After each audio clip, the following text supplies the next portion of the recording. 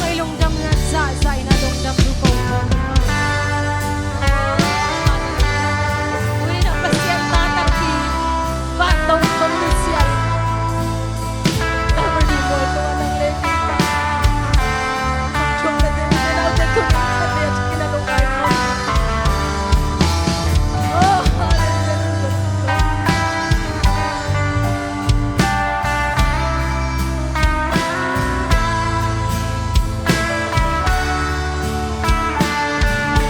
cầm khắp bẹt chum lâu táo lâu cô thế à đi là tông phần nông chuông na thế hàng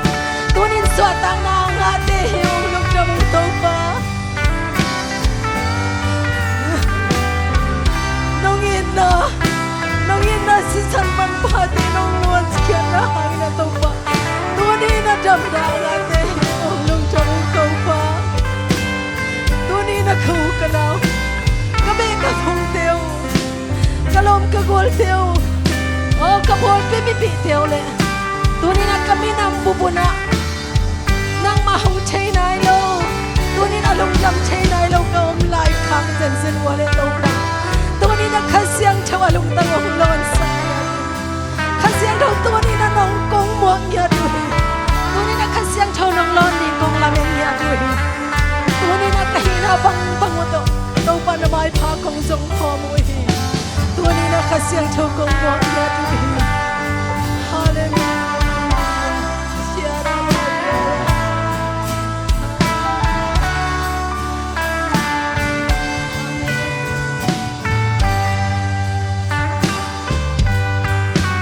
tua kwang pi e ti ke tung bu pi tan di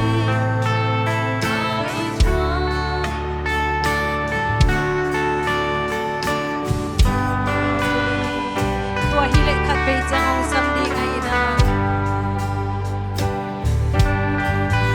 Hong samdi, Ama to amin tang kom dingin hallelujah. Amin tang kom dingin, Tua sing lam te kin kiu ngi kin amin.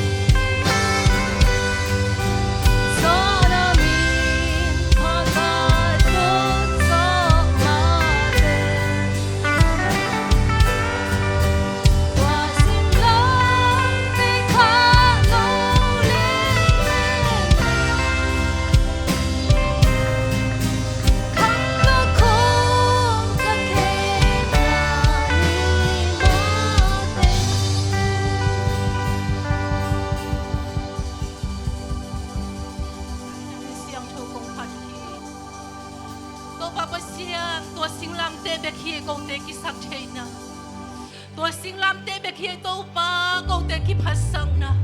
tua sing lam te be khi to pa ka jam nau tu nin to pa pasia nang ma biak puk sunga to pa ka son nawin nang manong tat chien na to pa pasian nang manong ngup chien na to pa pasian nang manong hot chien na te lung damin to pa nang mamaya biak biak na lui ding to pa kong ki panu hi to pa pasian nakipan na lai sa tom na dong ton pi to pa pasian hi hun sunga ki sa ding tu te nang man om pi nya din la to pa pasian nang mamin phan na te ma zung to pa pasian nang ma ki hong tung bang bang to pa nang mamin phan na te hingiat ta he tu ni akigen dik tu ten to pa tu ni biak pu ka suan na ta te mi mal khat kim chiat lung sim ngai sun na te to pa pasian nang ma dai na bang nun tak chai na le nang ma dai na bang lu sim puang na ne ngam tat chai na ding in to pa ki gen tu te to pa sang siam ta siam di mi mal khat kim chiat tu pa pe ta in to pa pasian lung damung e tu ni kapyak piang na tewa to pa pasian mihing tegel na hikay zoin to pa nang magel na le to pa nang mamakay na dingin to pa nang makungabuhi kasiyang chow nang main go te sunga mun hong lang din na to pa pasian nang matung na niyatain to pa pasian nang mahoy na chakin tu ni nong musang niyatain